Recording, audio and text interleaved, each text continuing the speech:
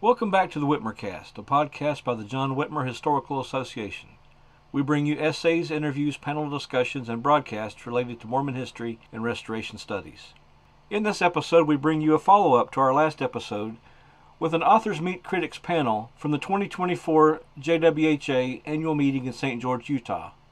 In this session, Cheryl, Bruno, and John Dinger, authors of Come Up Hither to Zion, William Marks and the Mormon Concept of Gathering, are joined by Chris Blythe, Kyle Beshears, and Rachel Killebrew to discuss the book. If you'd like to join JWHA or visit our entire backlog of episodes and journals, go to www.jwha.info. With that out of the way, let's get started. Welcome, folks.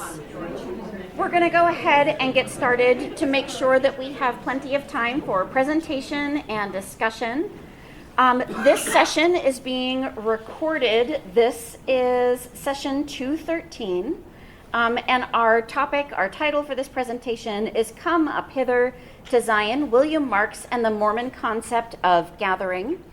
We are going to be going in order. So but Cheryl and John are going to be hosting the Q&A after we hear from panelists Christopher James Blythe, Kyle Beshears, and Rachel Killebrew. So we're going to ask you to turn off cell phones and remind you that the session is being live streamed. So please keep your noise to a minimum. And I have left the bios over here.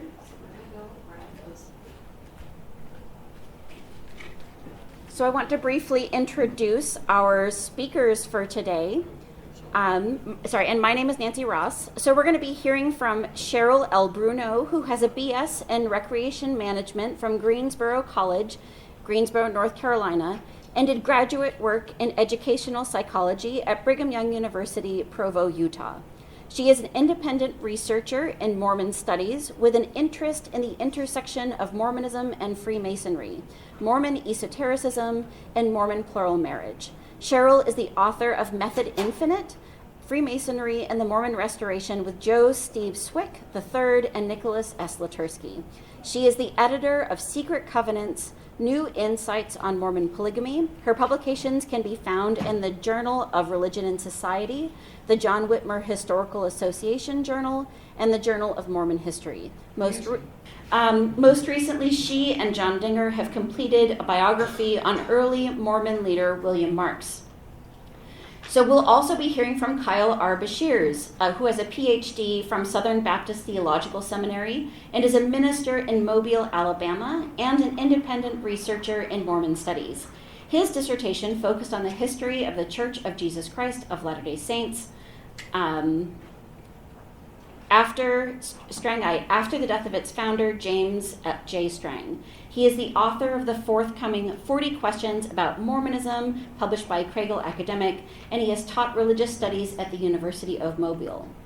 We'll be hearing from John S. Dinger, who is a graduate of the S.J. Quinney College of Law from the University of Utah in Salt Lake City. In addition to his Juris Doctorate, he holds degrees in political science and history from the University of Utah, and he is published in the Journal of Mormon History, John Whitmer Historical Association Journal, the Idaho Law Review, and the Utah Law Review. His book, The Nauvoo High Council and City Minutes, won Best Documentary Book Award from the Mormon History Association and the Best Book Award from the John Whitmer Historical Association, and he is an attorney in Boise, Idaho. We'll be hearing from Rachel Killebrew, who has a BS in Education and History from William Jewell College and an MLIS from the University of Missouri. And she is the World Church Librarian, Archivist, and Records Manager for the Community of Christ Church. Rachel is a past president and a board member of the John Whitmer Historical Association. We'll also be hearing from Christopher James Blythe, who is an assistant professor of folklore and Latter-day Saint literature at Brigham Young University. He is the author of Terrible Revolution, Latter-day Saints and the American Apocalypse, published by Oxford in 2020, and co-editor of Open Canon, Scriptures of the Latter-day Saint Tradition, published by the University of Utah in 2022. Blythe also hosts a podcast, Angels and Seer Stones, with his wife, Christine. And so without further ado, we will hear from our first presenter, Christopher. First, let me say how excited I am to be before this prestigious group of John Whitmer Historical Association. I see famous people here from my Facebook feed and people I have missed for decades. So, for 8 years or so. I love John Whitmer. There is something about this group. In fact, I'm really excited to talk about my friends, Cheryl and John's book that I think has been needed for a long time. It's definitely something we've desired, right? The story of William Marks. I know for a fact many historians have thought, I'm going to write the William Marks bio. And this is the first time it's happened. So I'm pretty pleased to see that. In my remarks, I'm going to do a compliment sandwich. I'm going to raise this high. I'm going to give some friendly scolding, and then I'm going to end it with why we should all buy this book. I'm so pleased with the William Marks bio. My reading experience of it is like I'm in the late 90s or early 2000s reading D. Michael Quinn. It's the same style where we're focused on institution and succession, the conversations of what ordinances did people receive, what institutional positions did they hold, the conflicts going around in Nauvoo really form the basis to this book. But what I love is that I get through this Joseph Smith portion of the book, and then I get brought into different expressions of the Restoration. William Marks is so fascinating, not just because he was part of the ordination of Joseph Smith III, or not because he was the stake president in Nauvoo at the High Council. Those are parts of the reasons he's interesting, but what gets me excited is here we have a guy that's in the life of Sidney Rigdon. He's in the life of James Strang, in the movements of them. He then goes on to Charles B. Thompson, one of the most interesting and peculiar Latter-day Saint schismatic leaders that often gets short-shrifted. Cheryl's worked on Thompson before, and so it was great to see that pulled out within the narrative. We then end up with a moment of of William Marks where he's thinking, maybe I'm going to do something myself. Maybe there's going to be sort of an independent Mormonism where I'm a kind of leader in it, before the birth of the Reorganized Church of Jesus Christ of Latter-day Saints. You get pulled into each of these worlds. And when I read this book, and probably for a lot of us, this is kind of my first love in Mormon history, is reading, I'm 43, but reading D. Michael Quinn's Origins of Power, or reading his Succession Crisis article, or digging into Ronald Esplin's articles about whether there's a continuity of apostolic leadership or whether this was why exactly are we choosing succession the way it was? That was really exciting to me, and it's still really exciting to me. If there were jobs in studying the succession crisis, I would compete with all of you to try to get that gig, right? I think about what did I learn. I should also say that John and Cheryl are the right writers for this. John is someone who has dug into. They're the right writers for this book written for this audience. John is a master at Nauvoo documents. He's brought to life the Nauvoo High Council and the City Council minutes, the first to really dig us into the City Council minutes. And Cheryl has been working both on the esoteric side of the Latter-day Saint tradition, as well as some of these schisms. I mean, when I was editor of Journal of Mormon History, we finally published something she had done for a really long time, which was the Freemasonry and its connection to the Church of Jesus Christ of Latter-day Saints in Boree, right, and in Beaver Island.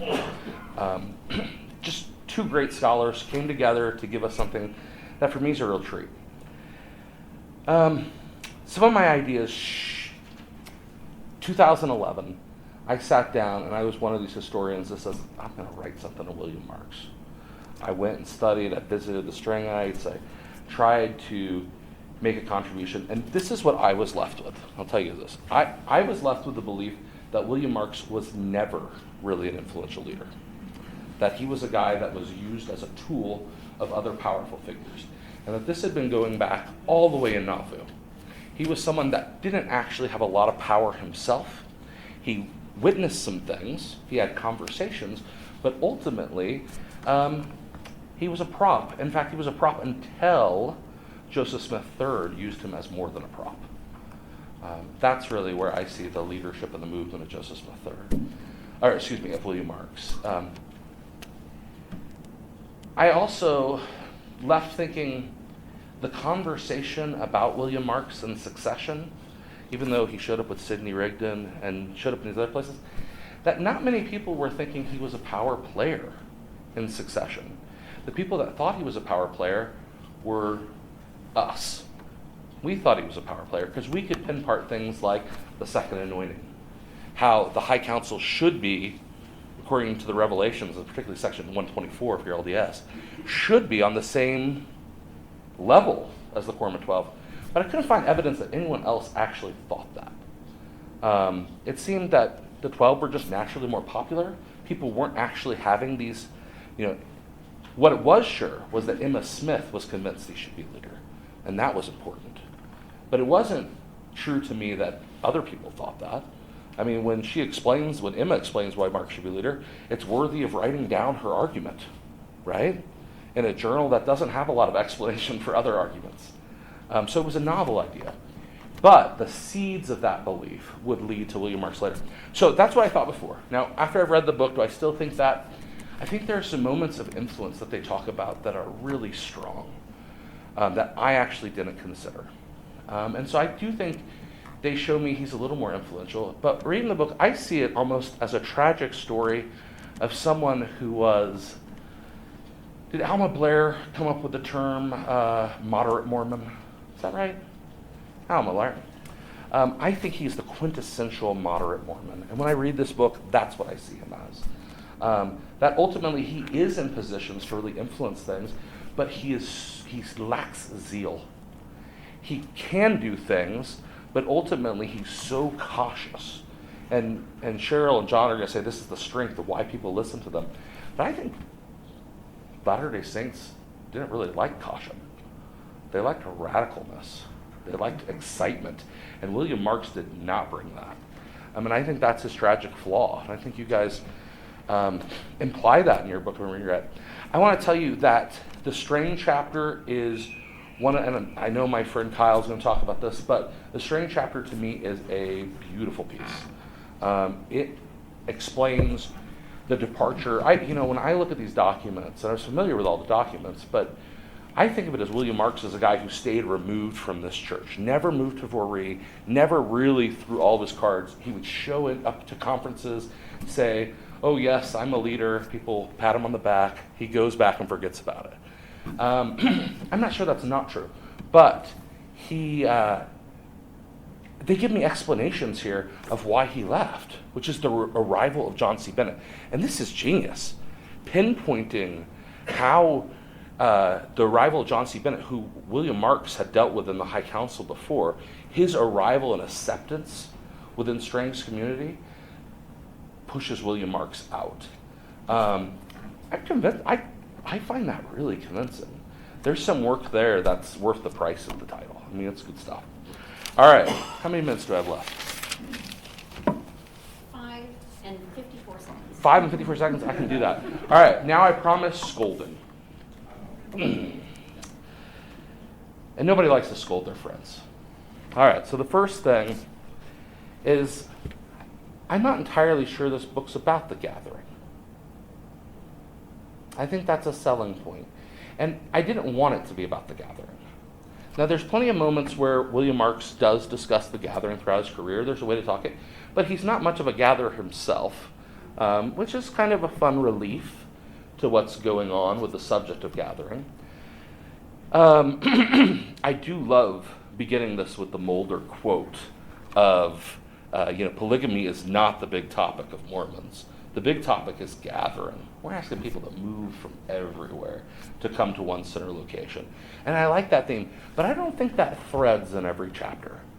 I think we get it, the best of it really is the Charles B. Thompson chapter, where we get out into this gathering motif, and later on at the ending. This is a scolding that you can't do anything about. And this scolding is, Marx is a little more alive to me after reading this book than he was before, but not that much more alive. He's not fully humanized.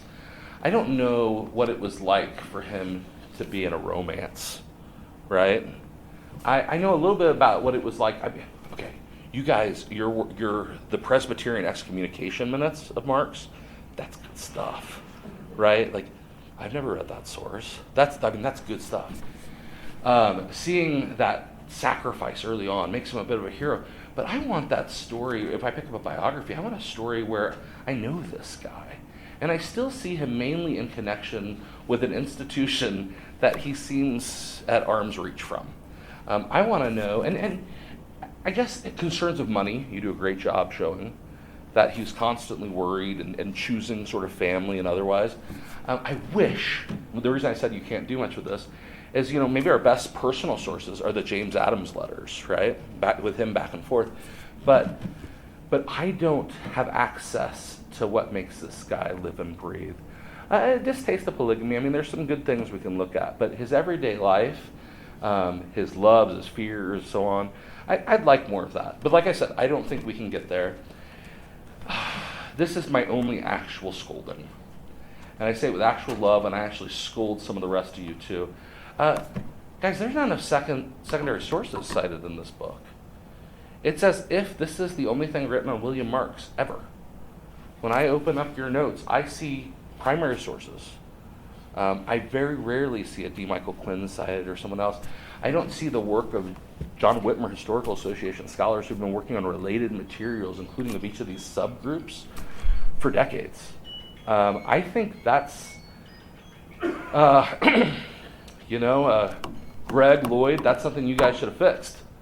I'm happy to write beforehand. If you guys have a book that doesn't cite secondary sources, that's a big deal, because the work of our community goes into every book that's published today. And I didn't see that sort of engagement. Now, I just wrote that in a review scolding another friend, Steve Taysom, for his wonderful biography that just came out. We do biographies and we don't think about how the insights of our academic community play into them. And we've done it for a long time. I think we should in the future be cautious of that. It's not a fundamental flaw. This book is actually probably one of the best things, thanks Nancy, one of the best things I've read this year. There is something about being brought into the world of the Latter-day Saint past, particularly the wilds of schism, divergent paths, that John and Cheryl ably do. I like institutional history. Now, it's not where I've made my professional goals in, but it's something that excites me above much else. And I imagine most of you share that with me. The idea of what's going on with Strang in its actual structure, based on minutes and based on one of the great moments in this book is when William Marks, who's been excommunicated from the Apostles' Church, goes and gets one of his few actual acts sorry, Kyle, you probably want this. One of his few actual acts is participating in a conference where they get rid of the 12 apostles, where they have an excommunication revenge, at least from the perspective of my friend William Marks. Something deeply fun and exciting about. And now is when I'm going to do something fun. All right. But there's... That's what you get for scolding. No. And I guess I should spend the last 1 minute just apologizing for the scolding. That was I'm just kidding. The great thing about knowing Cheryl and John is that they're real scholars, and so they can deal with some pushback. But they've captured moments within with William Marks' life that I think are that I've known about, but that haven't been presented in context with other restoration events. And so this book is essential for scholars like us that are really interested in the details of the restoration and this prolonged succession crisis. Do I like William Marks after reading this? Yeah, I think I like this guy. I like him. I think he's a man of principle. I think he's a guy who is dealing with an image of the Latter-day Saint tradition that he wishes other people bought into. And he really wishes he was a figure of power. But he's not. He doesn't know how to. He's so moderate, and he really wants to pay the bills. And the truth is, our Latter-day Saint forebears, they're most successful when they throw everything to the wind. They give up their jobs. They say, Mom, Dad, I'm crossing the ocean. I'm never going to see you again. And then they give all their money to some leader and start from scratch in the dirt of St. George or something. I mean, that's the successful story of a Latter-day Saint. And Marks didn't have it in him. All right, thanks, guys.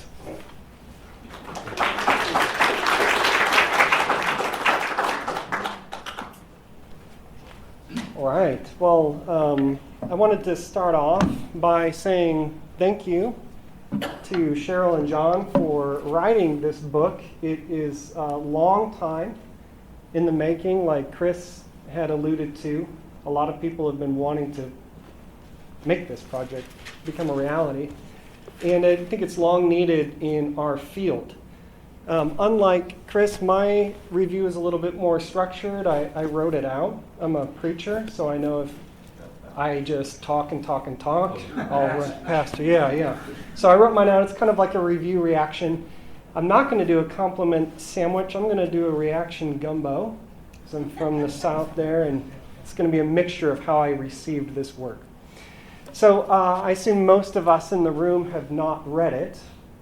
And I assume that I was asked to do this because of Mark's strain connection. So those are kind of my two guiding principles here. So like many in the room, I assume, William Marks was a name I knew of a person I didn't. He appears in nearly every important work and with nearly every important person of early Midwestern Mormonism. Kirtland, Nauvoo, Voree, Joseph Smith, James Strang, Joseph Smith III. And yet, despite his proximity to pivotal events and influential leaders, Marks has often been relegated to footnotes or brief mentions in broader historical accounts, until now. Come Up Hither to Zion brings Marks out of the shadows, or worse, as the authors note, reframes him as more than a man who was largely written out of LDS history except as a turncoat and defector. This book, in many ways, sets a lot of records straight. It reveals a man of principled conviction who navigated the turmoil of early Mormonism with an unwavering faith, self-defined by him and formed largely by Joseph Smith, even as he disagreed with certain doctrines and practices among its various expressions. So Cheryl and John's meticulous research paints a nuanced portrait of Marks, showing how his steadfast opposition to polygamy and his strong belief in the conception of Zion shaped his journey through various Mormon sects. The authors avoid the overly simplistic saint versus apostate narrative, which is one of the things I really appreciated, getting rid of that trope that's often associated with archetypes like William Marks, to reveal that there was a lot of complex realities that faced early Mormon leaders and followers. In fact, one of my favorite elements of this book is actually teased in the title itself, and was something that Chris was orbiting too. Is this book really about Zion? And when I was reading this book, I saw William Marks wrestling with Zion not so much as a physical location or a place to be gathered to, because he refused to in some instances, but rather he came away recognizing that Zion is more of a broad vision of spiritual consciousness. It's more about a principle or a theological belief than it is a physical gathering. So it's a state of spirituality, not a state of safety in the apocalypse. Marx is not alone in his journey, and so offers historians a kind of archetype for a particular Midwestern Mormon experience, and one that encounters essentially all of its most influential figures. So, as a student of James Strang, naturally, the 8th chapter, featuring Marx's years with him, with this fabled Mormon king, intrigued me the most, and so that's where I want to spend most of my time. Marx served Strang as an elder, and then a bishop, and then an apostle in Strang's first presidency, counselor to that prophet, and possibly, I didn't have enough time to do the math, I think he was the second longest tenured counselor to James Strang after George J. Adams. So despite his proximity, details of Marx's Strangite period remain pretty scarce, frustratingly so. There's just not a lot of data. We see that he breaks ground at the Vori Temple in October 47, and then coinciding with John C. Bennett's excommunication, this is kind of the apex of Marx's association with Strang. By 1850, as Strang's press relocates from Vori to Beaver Island, Marx vanishes out of the Strangite records. So I think one of the reasons we don't really see what happens to Marx is because the printing press was down at the moment and news wasn't getting out. And then by the time they get to Beaver Island, Marx is a pseudo. Marx seems like he would be an influential leader in Strang's church, but oddly, as the authors show, he was paradoxically near to Strang and far from him. Admittedly, for me, Marx served Strang primarily as a convenient name to be used and not a man to be completely empowered within the church. Strang used Marx's name to establish his legacy, leveraging on Marx's good reputation to bolster his own unknown character. Remember, Strang converted just 4 months before Joseph Smith's death. Strang, in a sense, needed to fast-track his reputation, and so he microwaved his public character by calling Marx up into leadership. Come Up Hither has added a lot of color to that black and white figure in my mind and solidified some of those kinds of suspicions I had about Marx's relationship to Strang. Was he influential in Strang's church? That was a question I asked when I was reading this chapter.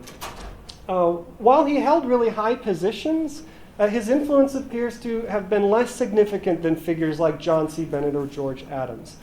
Marx's tenure, though seemingly long, didn't translate to the same level of impact on Strang's movement as these other leaders had, especially John Bennett. His role seemed to have been more symbolic, and I think that's just highlighted by his lack of presence, physical presence with the church, lending credibility to Strang's cause rather than sharpening and forming it significantly. Now, while Cheryl and John expertly detail Marx's deconversion to Strang, here's something I wished for but didn't quite get. I wished for a deep exploration of his initial conversion. So they were really good about showing why Marx left Strang, but why did he come in the first place? So they rightfully note that a lack of specific documentation for Marx's joining and leaving the movement, and it is frustratingly scarce. But they skillfully use contextual clues to suggest that polygamy and theocracy drove Marx from Strang. If that's the case, was it monogamy and ecclesiology that drew Marx to Strang initially? The authors portray Marx as devoted to revelatory guidance and proper church procedures, aligning with Strang's legalistic approach to succession claims. If you're unfamiliar with Strang, he was a lawyer by trade. And Marx, his famous anti-polygamy stance, helps explain his northward journey to Vori rather than westward to Brigham Young. As evidence, the book offers an insight correlating between Marx's proximity to Strang and the presence of polygamy with John C. Bennett, as Chris brought up earlier, demonstrating how Marx's relationship with Strang fluctuated based on the group's stance on plural marriage. Cheryl and John provided excellent context for Midwestern Mormon conversions generally, but I find myself curious about Marx's specific motivations.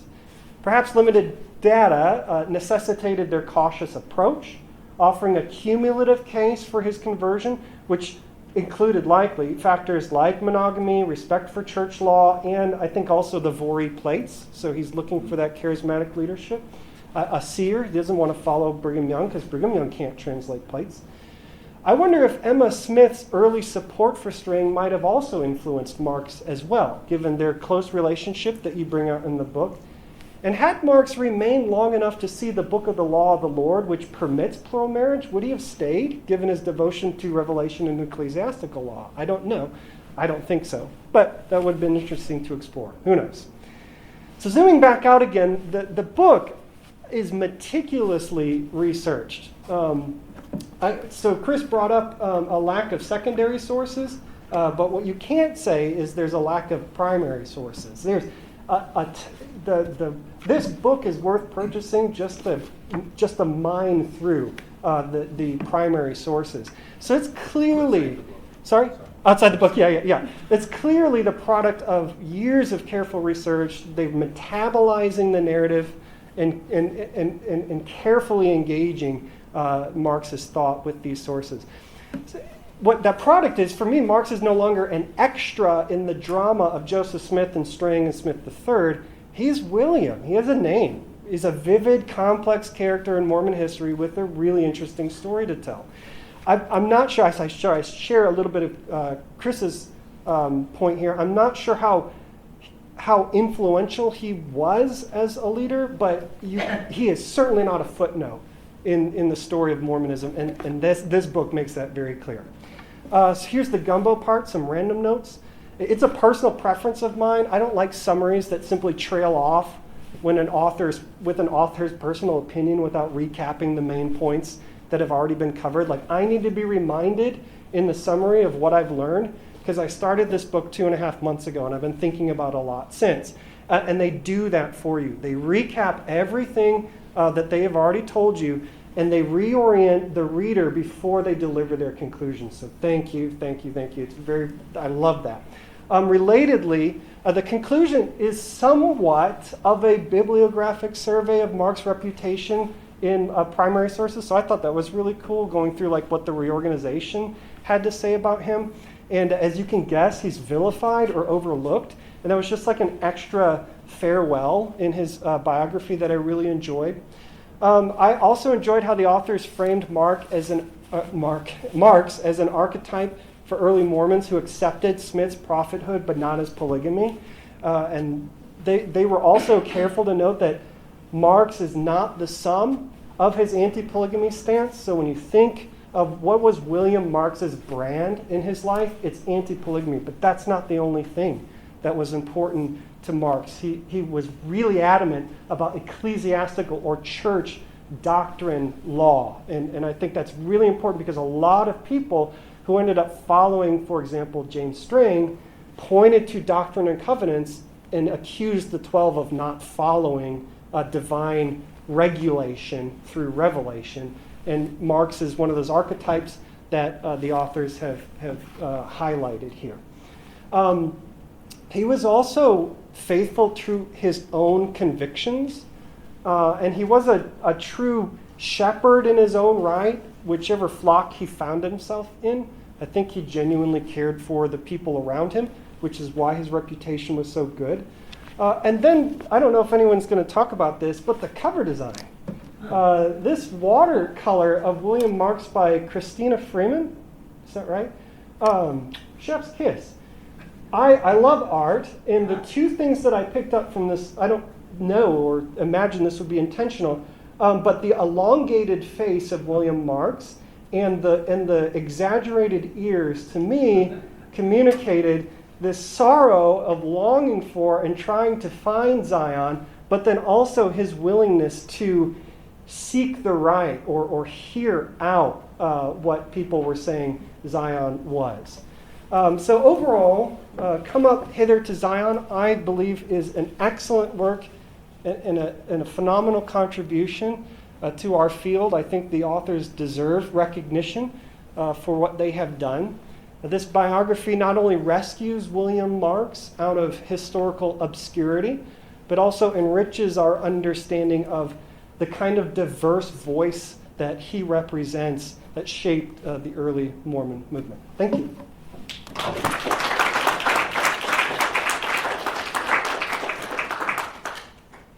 Well, now we got a sandwich and we got gumbo, and I failing cookie dough. Yeah, okay, I'm gonna roll with cookie dough. Dessert sounds great. I am gonna give some compliments. I am going to ask some questions that may make you cry on the inside. I hope not. Just a little bit, but I thank you. I thank you for the opportunity to read the book. I thank you for the opportunity to have these questions and to really think. And you forced me down some other rabbit holes that I hadn't considered. So thank you. I also feel like when you do a session like this, it's kind of like when mom and dad drop the kids off at the trampoline park and they've given them too much sugar beforehand. The book, that's our sugar, and then they just watch them fly in different directions, and so that's what we're doing. We're 3 kids go in different directions, but it's been wonderful.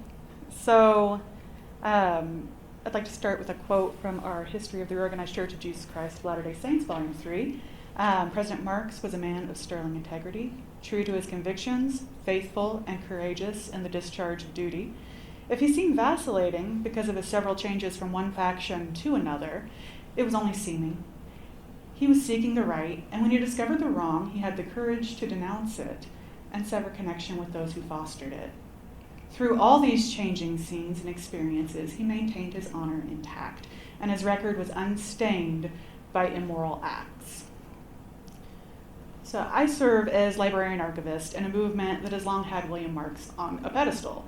As a child, he was part of our marionette shows and our flannel graphs, don't let that date me. In church school, he was viewed as a friend and a confidant of the Smith family and an upstanding businessman and kind of a church titan, at least where I went to church growing up.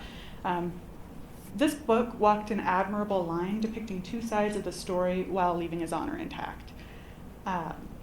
It's well researched. There's a vast amount of resources.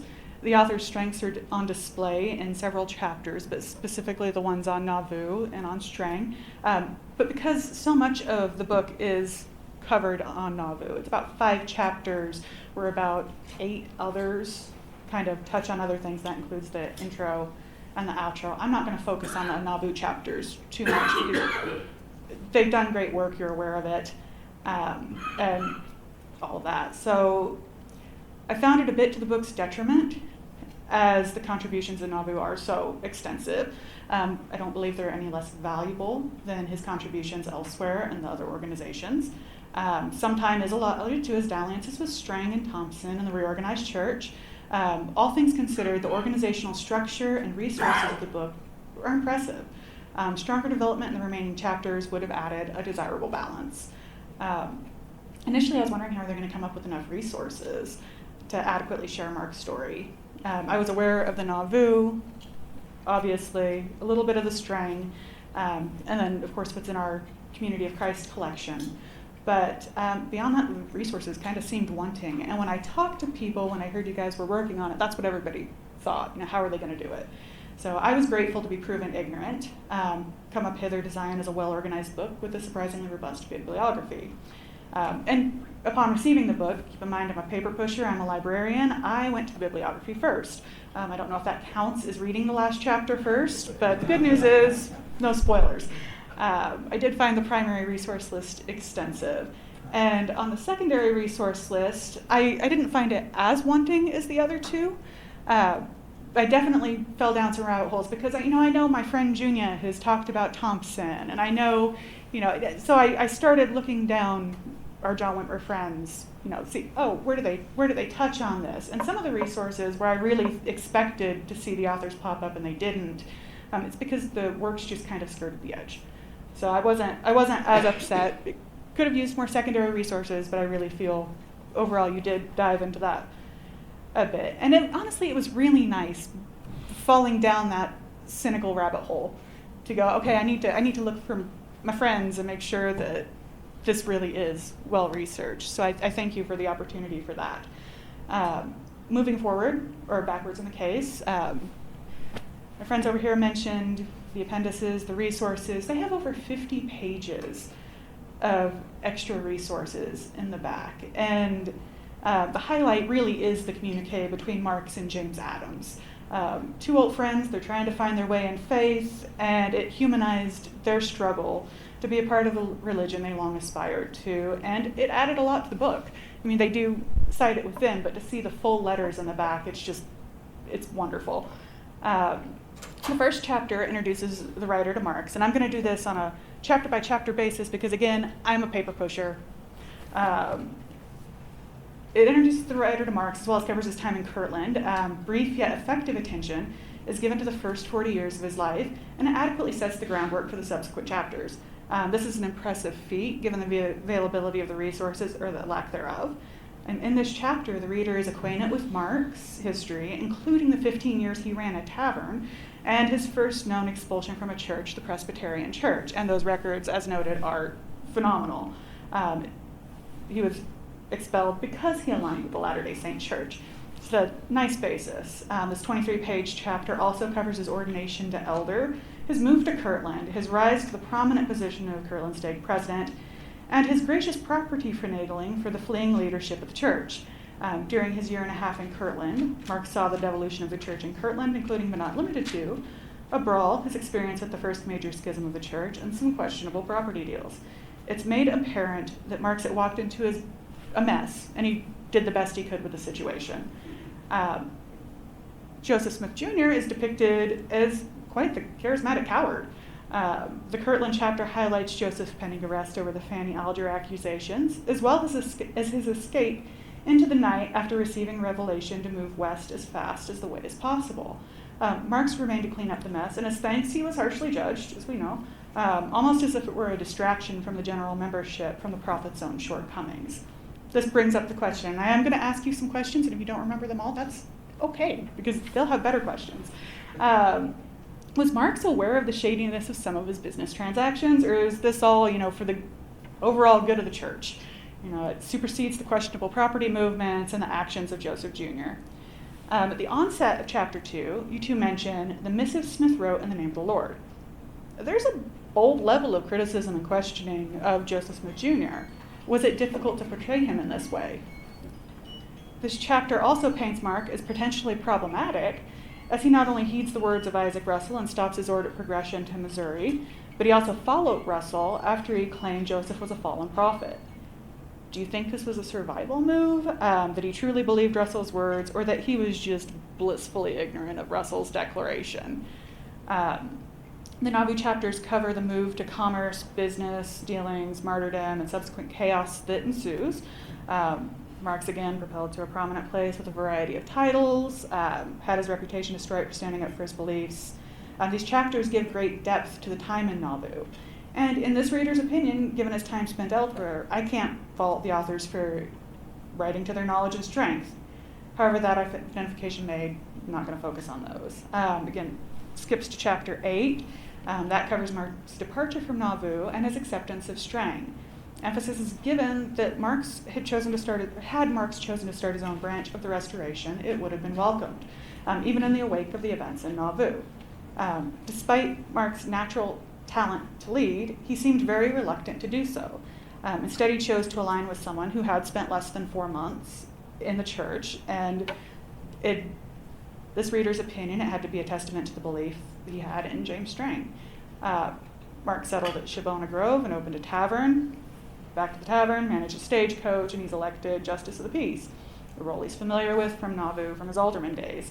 Again, rising to prominence in the community. This very reluctant leader theme goes throughout the whole thing, but my interpretation was that it was more of a humble move, and I think that's probably what made him a great leader, versus somebody that's, hey, I'm good at this, everybody likes me, I'm going to charge in. The writers make the interesting connection that Marx's tumultuous 5 years of on-again, off-again favor with the movement aligned with the exception of John C. Bennett, as Christopher already talked about.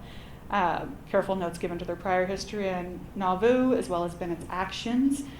And even after Bennett was removed for his improprieties, Marx was hesitant to recommit to the organization.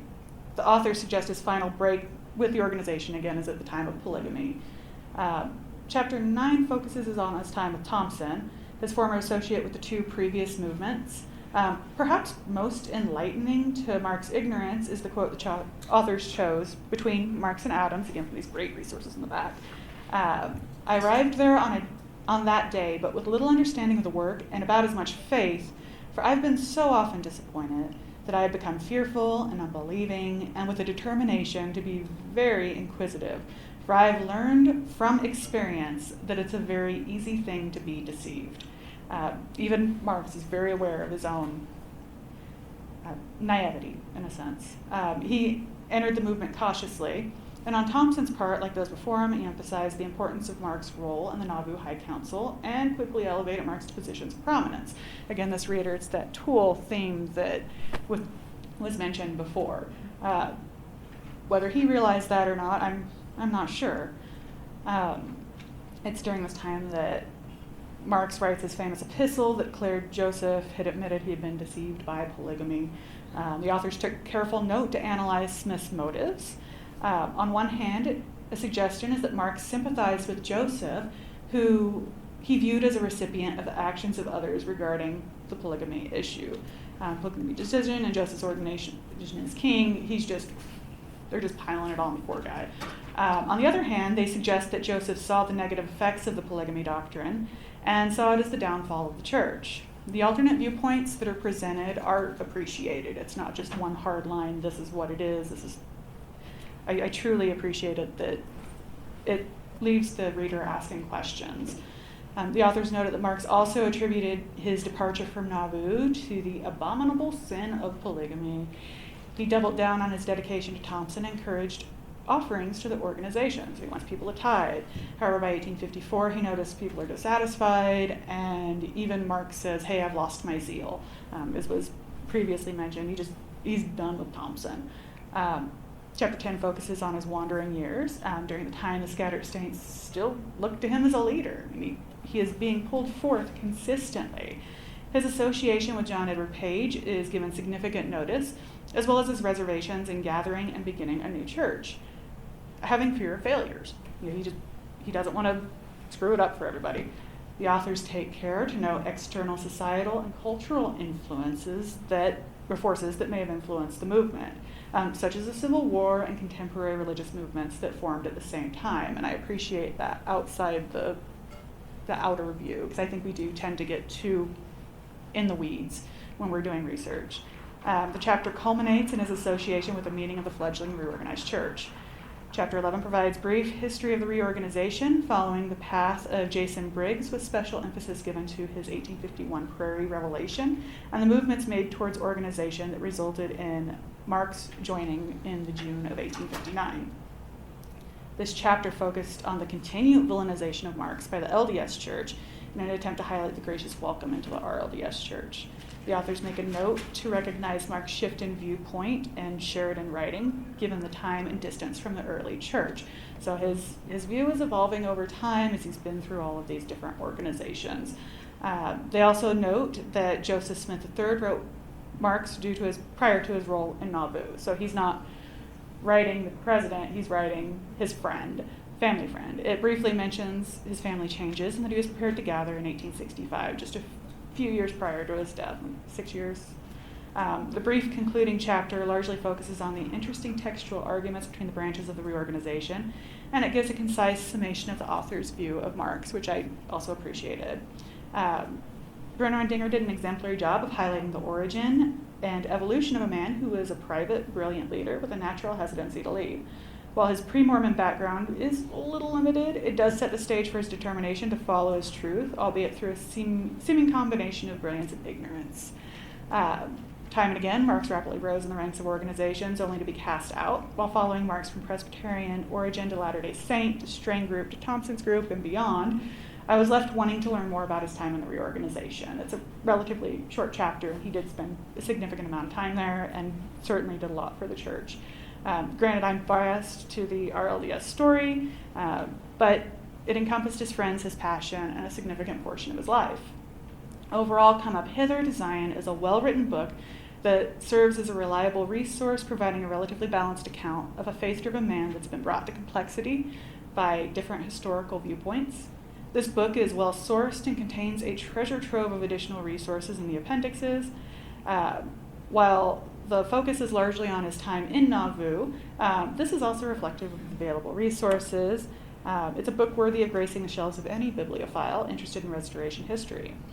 So, John and Cheryl, do you consider the chapter closed on Marx?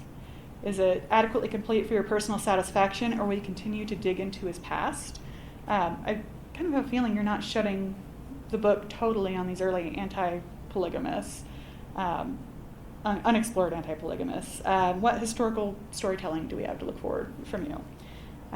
Thank you both for allowing me the opportunity to read this and reflect and view someone very important to our history in a different light. So, and making me ask questions. So thank you.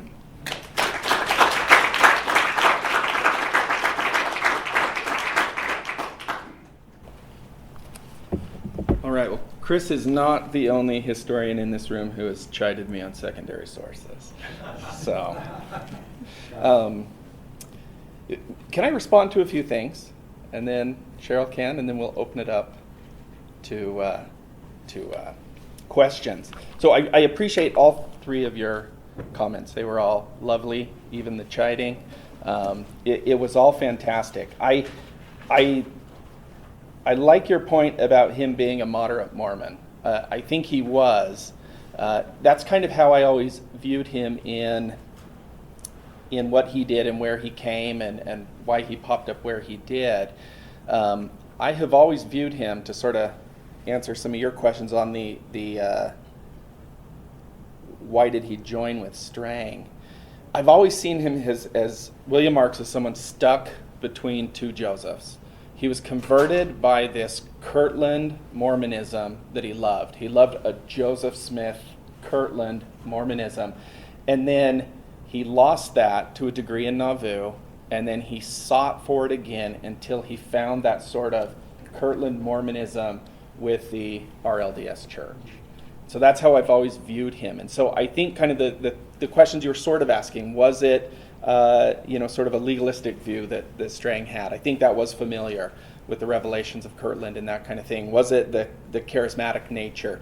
It was, but I think if you look at Strang, it kind of tracks Joseph Smith's Mormonism as well. At the beginning, where it was more of a Kirtland charismatic thing, but then when it started getting messier, that's when he found his way out. And so that's how I've always seen that. And so the point about gathering, is it or isn't about gathering? Maybe the best way to describe him is a reluctant gatherer, because he certainly gathered to Kirtland, he gathered to Nauvoo, and then you're right, he wasn't fully in until the RLDS Church, where he gathered again, if we can call it that. But he was always there, always sort of popping up. So sort of a reluctant gatherer, I think, is maybe the best way to say it. Boy, your question, was he aware of the shadiness going on? Mm-hmm. I don't know. So as I think you picked up on all of these, there isn't that many sources on William Marks. So we did have to kind of use what we could. We dug through and found anything we could. Cheryl's the one who found those New York excommunication minutes. But so we did what we could. So a lot of stuff we don't truly know his mind on things. But I think what I would say to you is I think anybody who reads this will agree he is absolutely a man of integrity. And so I don't know that he did. It's hard to know. So when you ask, is the book closed? Is there more that can be done on Marx? Absolutely. Maybe that right there, looking at his view of the business deal, seeing what else could be teased out. Yeah. Thanks. I also want to say a little bit about gathering, and I love what Chris said about Latter-day Saints who wanted to just throw their all into the movement. Those are the Latter-day Saints that we resonate with and we love. And Marx was not that personality. That wasn't his personality. However, I feel the thread of gathering I do see all through the book, and even see it, like you said, he gathered to Kirtland, he gathered to Nauvoo, and then he was a little bit reluctant to gather with Strang. However, in the Thompson movement, he was the person who was looking for the land to gather to, and he had that calling of finding the gathering place for the Thompsonites. So he was very involved with gathering in that movement. And then when we read his letters to Adams, we see his poignant longing for a gathering of saints that are like-minded. And he didn't quite know how to do this, whether he would lead a movement himself, which I think he realized he was not very capable of doing. But he longed for that gathering. And then when he finally found a home in the RLDS, or the restoration or reorganization, he was finally back at home. So I do find that thread throughout the book, and I think that the book is helped by adding that piece to his life. But we also want to hear from some of you and answer some of your questions. Yeah, I just had a couple of questions, and you touched on them in your comments. And one of them was the concept of Zion as a place, as versus a concept or ideal. And the related thing, which you did mention, how this all relates to apocalyptic millenarian expectations. And I just wondered if you touched on, particularly the latter thing. You mentioned a little bit about the former theme of the gathering, just those two things. Mm-hmm. Yes, we do sort of deal with that in the preface. But I know that we, throughout the book, we more focus on how it relates to Latter-day Saintism. So the gathering, you say, or millennialism.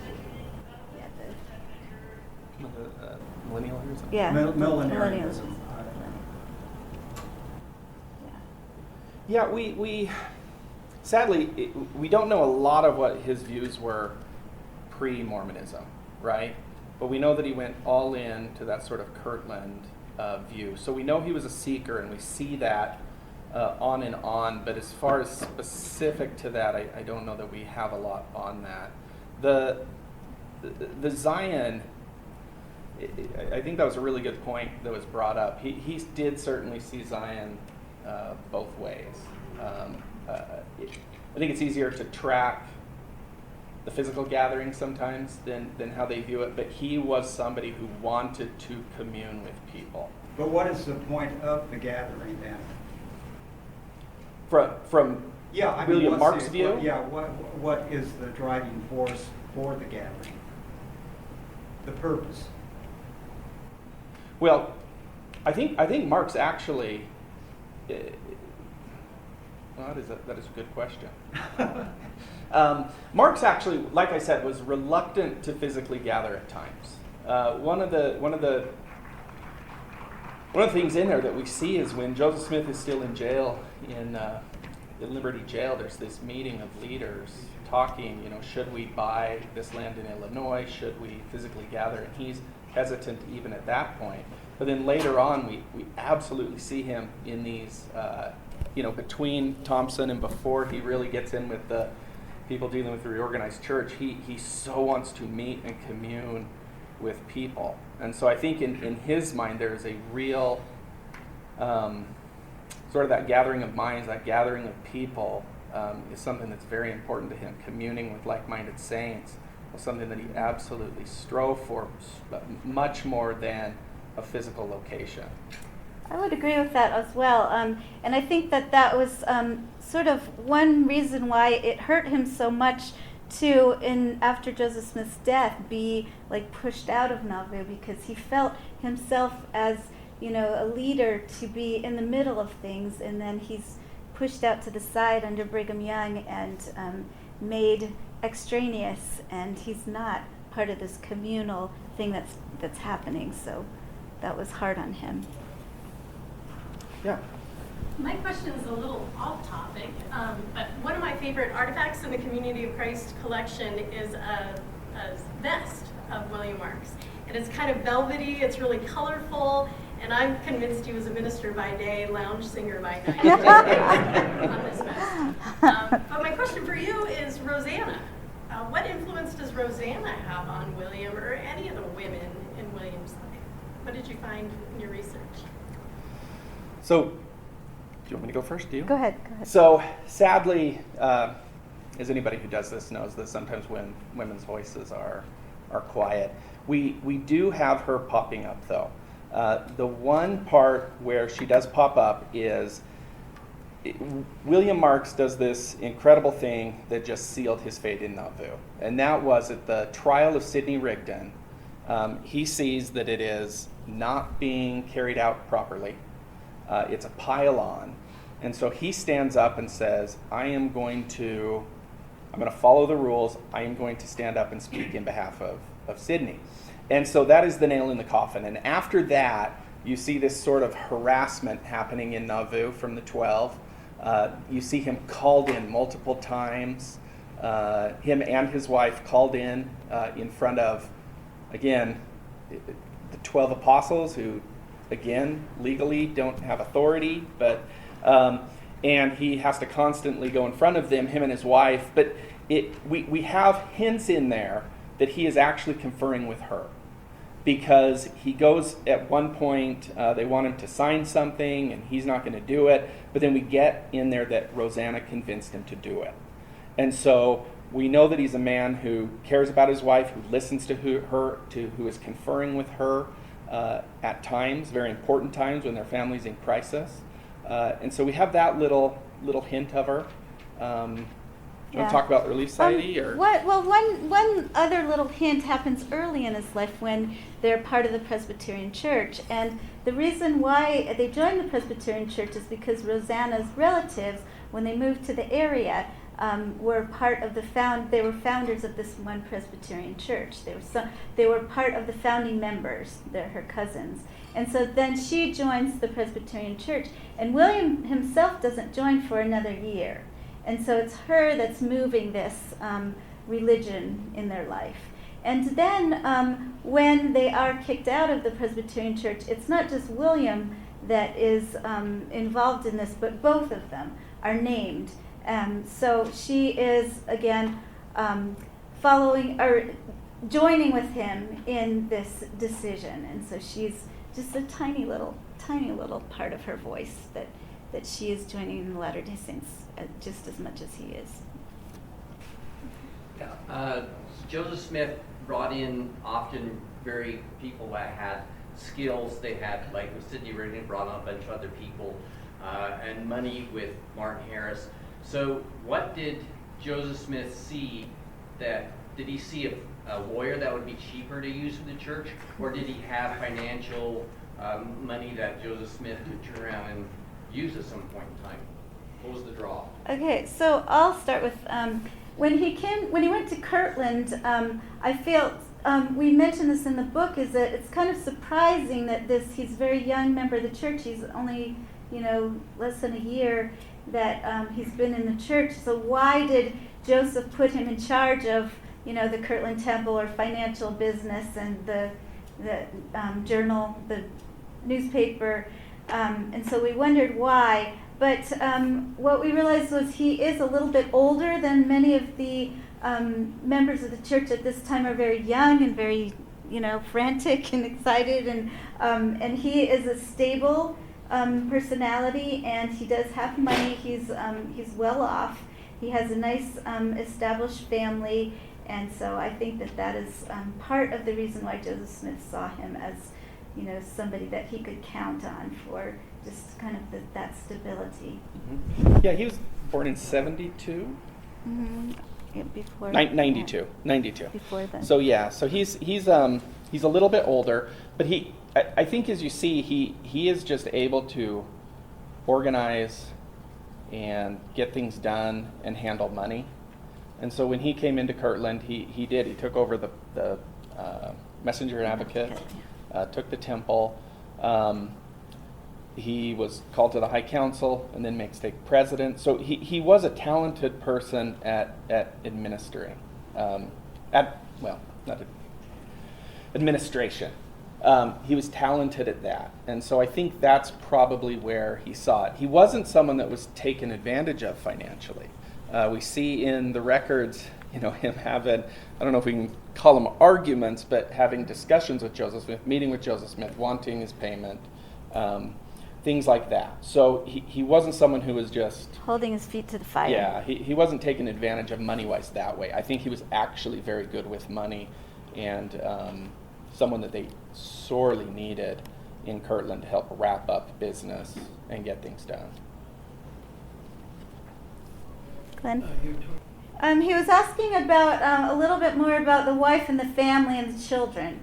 So I really like a little part in the book that talks about one of his daughters, Sophia, and her relationship with Joseph Smith, and we kind of speculate there that that could have been a close relationship where Joseph might have been looking at her, and she was kind of the age at the time that he was taking young plural wives, and so we wonder if some of our evidence that we have for her might be that he was interested in pursuing a relationship with her. But again, the documentation is very scarce, and so we would love to speculate more about that, but we can only do it responsibly. Well, as I said to Rick, his son said, and my father was a very normal person, but when it comes to religion, he just lost it. There was nothing like that, but he was driven eccentrically. No, not Mark's. So yeah, we do. There's late recollections that say Joseph Smith was attempting to marry Sophia, Mark's, his daughter. You don't think it would get at the family? Yeah, well, yeah, but then we do have her pop up in Joseph Smith's journals. Like he specifies that he went to, see her, which to me is kind of odd. And it was right around the time that he was marrying girls that age. It was right around the time also where it was kind of put to a stop where the Nancy Rigdon stuff came out. And so we do have to be somewhat speculative. We do it responsibly. But yeah, I firmly believe that Joseph Smith wanted to marry Sophia Marks. I don't remember how old Sophia was. What are you saying about that age? She was 16. 16. Yep. Yeah, and then other children. One of them kind of pops up in the Nancy Rigdon stuff. He was friends with Nancy, and so he pops up a bit in that kind of thing. And then one of Joseph Smith's funeral sermons was at William Mark's son who died. So they were close enough with Smith that he came and spoke. And so, yeah, I wish we knew more about the family. But yeah, we've tried to put in there what we can, and sadly, especially with women, we just don't have as much on her as Rosanna as we would like. Sophia was an early member of the Relief Society. That was very interesting too, because she was 16 at the time that she joined. She was one of the founding members of the Relief Society, and she was the only one that was under 20, I believe, for most of the Nauvoo Relief Society. So she was very young to have been a member of the Relief Society, and it's kind of unusual that that would have happened. So something else maybe someone can tease out, right? Mm-hmm. Yeah. I'm just curious, how did the collaboration work between you two? Oh, I could say it was wonderful. It was so wonderful to work with John. I love, when I'm working on a project, I love to bat things back and forth with someone. So it was so fun to find a record and then just be able to talk with John. Oh, what does this mean? What do you think? And a lot of times we did have differing viewpoints on it, which was really fun. And so then in the book we had to kind of sometimes make a little bit of concession for our different viewpoints, is maybe show what both of them were and then say it might have been this, rather than take a harder stance, which would have been likely if I was writing it by myself. And then we also have, I think, very different backgrounds, which his legal expertise was really helpful to bring in, that I would have had a really hard time researching on my own. I agree. It was a delight. Cheryl, we kind of were working on it independently, and I had stalled out, and thank goodness for Cheryl's energy, or it never would have got done. She is just amazing at putting things together. Did you write different chapters and then edit each other's chapters? So I had written some things, she had written some things, put them together. Cheryl would generally put them together. I'd look them over, back to Cheryl, and so, yeah, collaborative that way. I have a question about biography itself. So there's been a lot of debate among feminists and other people about the category of biography because they traditionally focused on white, great men who have changed history in some way. And I'm wondering how you guys conceptualize biography. And it's come up sort of a little bit. There's a wave or a movement among biographers to place people within their families and context. There's a debate about whether interiority and trying to understand somebody's inner life is what we're trying to do.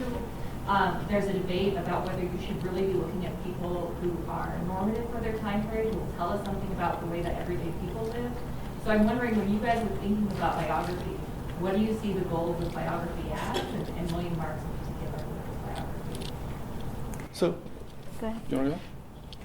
Well, I'm kind of losing my thoughts here, but I think that when we brought William Marks into the larger picture of the world, I think that we did have a few observations to make about how he represented Latter-day Saints in particular, and we saw in the past writings of William Marks a way of looking at him to like valorize, maybe the church, or maybe to say that when he left the church, it was horrible, and so we wanted to kind of get away from these black and white pictures of him, and so we want to bring in a lot of different nuances in his life. But again, I think we stuck to mainly historical writing because we didn't use a real strong narrative style like the story of the man, because again, we didn't have a lot from that, and so just the records that were available to us really constrained the way that we approached the biography.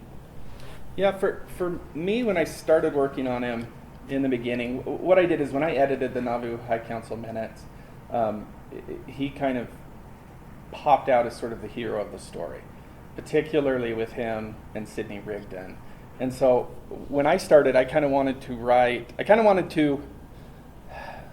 rehabilitate him. Not that I am in this same class, but sort of like a Mormon enigma with Emma. William Marks just was not getting his due, and so I wanted, that was my intent with biography, without it being a hagiography. Is that the right word? And so that was kind of my initial, what I wanted to do with this. But Cheryl was the one who brought in the concept of gathering with this, so it wasn't just a strict biography, so it does focus on these different groups and gathering, and so, which was made, I think a lot better that way. So I don't know if I've completely answered your question, but Chris has something to... Go ahead, Chris. Kyle hinted at this, and I just want to give you guys a compliment. I think the real contribution of this in Mormon studies is kind of what's being hinted out on that official hagiography, but you guys are actually showing on the ground, which is that Latter-day Saint experience isn't just about institutions. Even though this is written as an institutional history where I dive in each of these, it's not about institutions. Here's a man that moves through his life through these, remaining somewhat at a constant. And I think that's, it doesn't answer the questions of the larger questions of biography, but why is this more than just a sort of power elite? I think the answer is that here's a guy whose integrity, permanence, it does show us a Kirtland Mormonism, and then that travel. There's something really important about that hasn't gotten full share until this. So I just wanted to do that. Thank you. Thank you. Ooh, we have 1 minute. So last question. You in the back.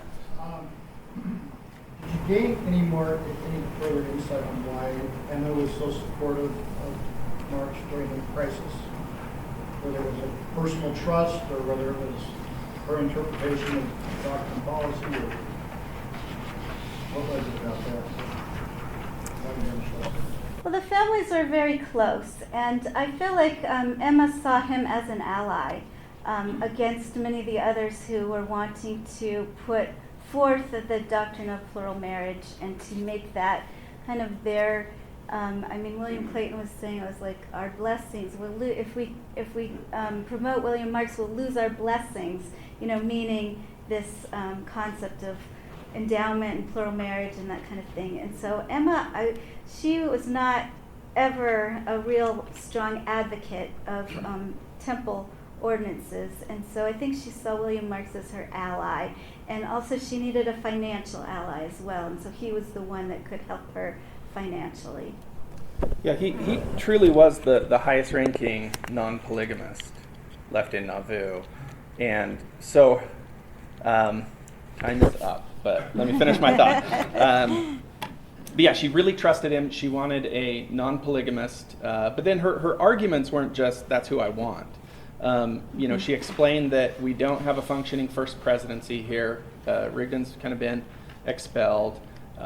If you really just take a fair look at the revelations themselves, 124 and those, we see that the High Council outranked the 12 apostles at the center point of the church, at the center point of Zion. And so there really were legitimate arguments that the High Council should have succeeded. And so that's kind of where she came from. But then they continued that along. They both moved, when they both left Nauvoo, they moved to the same city. Lived by each other there in Fulton, Illinois, and that continued on with Joseph III.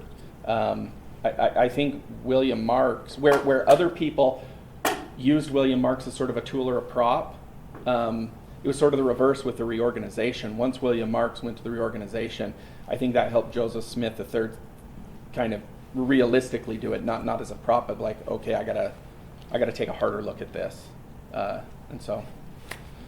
Much more in the book.